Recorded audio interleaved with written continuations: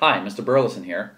One of the biggest things I have to review and or correct in the first year of playing for woodwind instruments is how to put the reed and the mouthpiece together. I put together this little video to help you and your child get a better idea of how to correctly put the reed on the mouthpiece and get ready to play. In front of me here I have a clarinet mouthpiece, and the process for both the clarinet and the saxophone are almost exactly the same. There's different parts to the mouthpiece. Of course, if I take this, you will see the mouthpiece cap, okay, which should be put onto the mouthpiece whenever the mouthpiece is not getting used. I'm going to set that to the side for now. And then, of course, you see there's two more parts here. One is called the ligature, okay, and the screws loosen and tighten. First thing we're going to do is we're going to take off the ligature. Set that to the side. And then you have a bare mouthpiece, and you notice the mouthpiece has a flat side with the hole, and it has sort of a curved side. And on this curved side, you'll notice two lines here, one line here. We're going to come back to those in just a minute. Okay?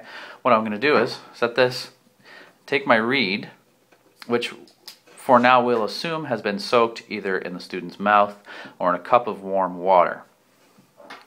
We'll take that reed, and you'll notice that we're going to put the flat side against the flat side of the mouthpiece.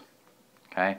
And the tip of the reed is going to be just about even with the top.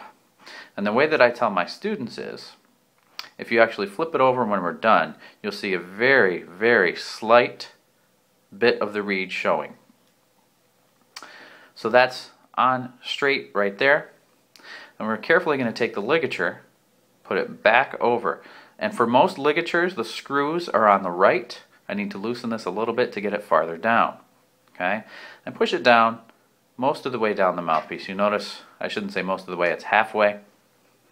And we're going to come back across to this side, and you notice that the single line at the top is here, and the double lines are down here. The ligature needs to be in between those two lines. Oftentimes you'll see a symbol in this little blank area of the ligature, that symbol actually on the mouthpiece.